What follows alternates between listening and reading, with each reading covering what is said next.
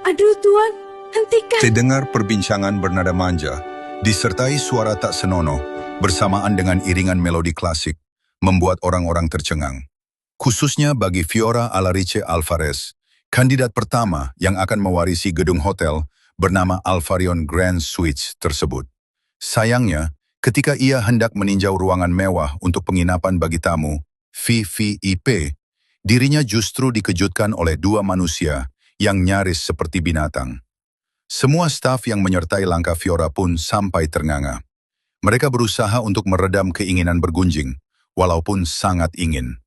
Fiora yang merasa dipermalukan dari ujung rambut hingga kakinya, segera membuka kasar pintu kamar mewah tersebut. Dua bedebah yang sedang termakan nafsu bejat sampai terkejut. Suara pintu yang sebelumnya Fiora buka tidak mereka dengar, sampai gebrakan kedua ini membuat mereka akhirnya sadar. "Fiora, kenapa kamu ada di sini?" Erion, suami Fiora alias tersangka zina, yang mengejutkan sang istri berikut para stafnya, begitu syok. "Ah, sial. Aku lupa dia sudah diagendakan untuk sidak ruangan ini. Kukira kamar sebelah," batin Erion sambil merasa kesal sendiri. Angel, sang wanita simpanan, segera memunguti pakaian. Hanya dalaman saja yang ia kenakan. Gemetar tubuhnya karena harus digerebek oleh istri sah dari kekasihnya, alias atasannya sendiri. Namun sesegera mungkin, ia memakai gaunnya. "Kupikir maling dari mana? Ternyata suamiku tercinta dan babu di perusahaanku. Lanjutkan saja, aku tidak jadi memakai kamar yang sudah ternoda ini untuk tamu VVIP-ku." Ucap Fiora berusaha untuk tetap tenang. Kendati keinginan untuk menghabisi kedua bedebah itu sangatlah besar.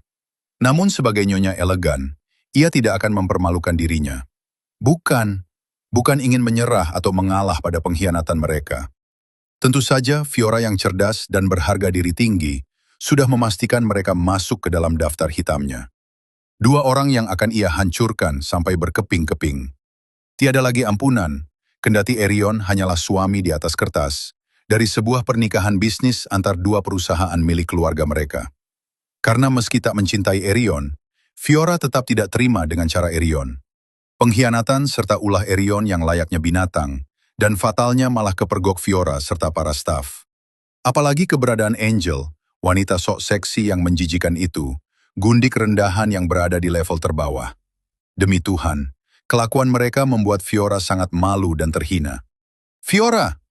Erion, pria bernama lengkap Erion Kairos Baskara itu, berlari menghampiri sang istri. "Kumohon, jangan laporkan hal ini pada ayahku." Fiora mengernyitkan dahi. Dasar manusia payah, bejat, dan tak berguna. Erion lebih takut pada sang ayah, daripada merasa malu pada sang istri.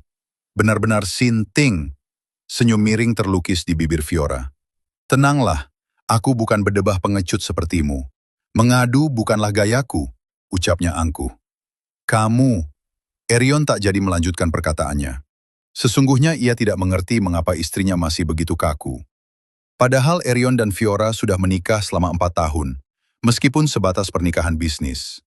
Meski begitu, sudah ada seorang anak perempuan di dalam pernikahan itu. Setidaknya Fiora bisa merasa sedikit sakit hati, kan?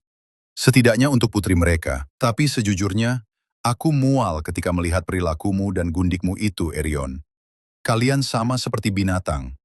Berani-beraninya memasuki ruangan ini demi melampiaskan hasrat hina kalian. Kalian tak lebih dari sekedar bedebah menjijikan. Ucap Fiora dengan ekspresi yang konsisten datar. Namun, Saya hamil anak Tuan Erion, Nyonya. Dan ayah mertua merestui pernikahan kami. Bersambung, judul, Nyonya Fiora, akan kuhancurkan hidup mereka. Penulis, Faid Hefi. Selengkapnya di KBM APP.